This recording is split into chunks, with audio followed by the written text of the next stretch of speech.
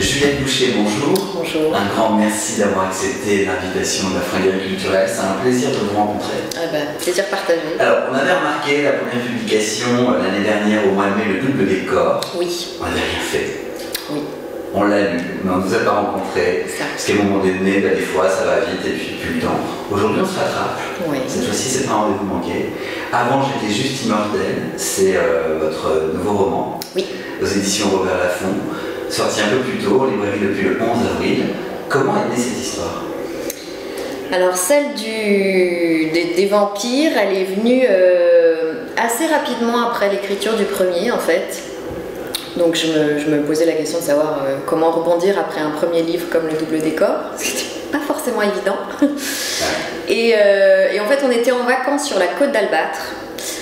Et on se baladait au bord de la mer et en se promenant sur un chemin, sur la gauche, on a vu une espèce de maison sublime, complètement abandonnée, enfin qui paraissait abandonnée, mais une espèce de mini château gothique, enfin ce qu'on appelait une folie au début du siècle dernier. Vraiment sublime. Et je suis tombée en arrêt dessus.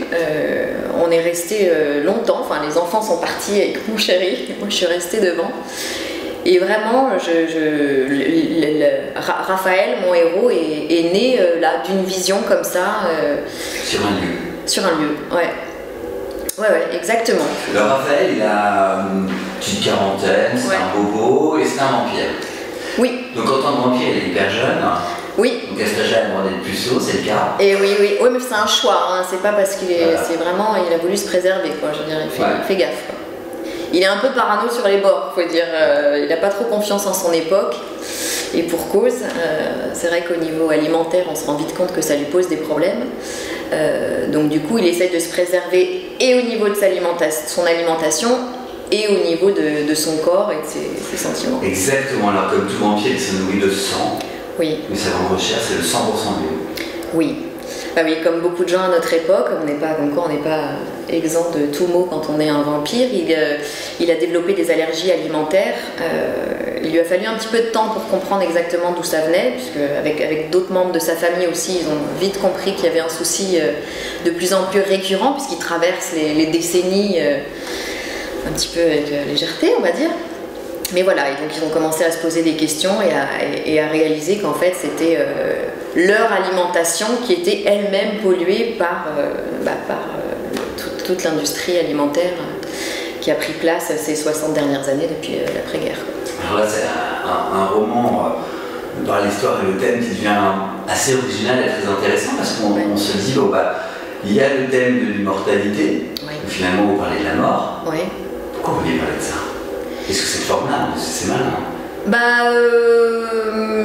Moi j'aime bien parler de tout avec légèreté. Donc je veux bien parler de la mort, je veux bien parler de la malbouffe, du côté bio, etc. Mais avec légèreté et toujours en essayant de m'amuser avec ces choses-là. La mort, comme toute bonne presque quadra qui se respecte, ça commence un petit peu à être une obsession.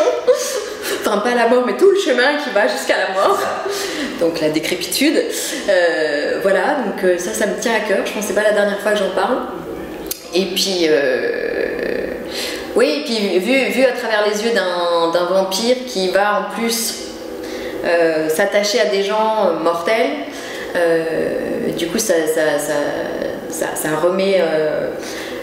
remet un autre point de vue sur le rapport qu'on peut avoir en amour quand cette question d'immortalité, de mortalité se pose et ce qu'on attend de l'autre. Alors exactement, c'est un roman qui parle de la mort et de l'immortalité, mais finalement qui parle d'autant plus de vie, de la qualité de vie. Oui. Et effectivement, ça passe par la manière de nourrir notre carcasse. Exactement. Exactement. Et ça m'a beaucoup plu parce que je me suis dit, effectivement, on pourrait, comme ce personnage de vampire, être immortel.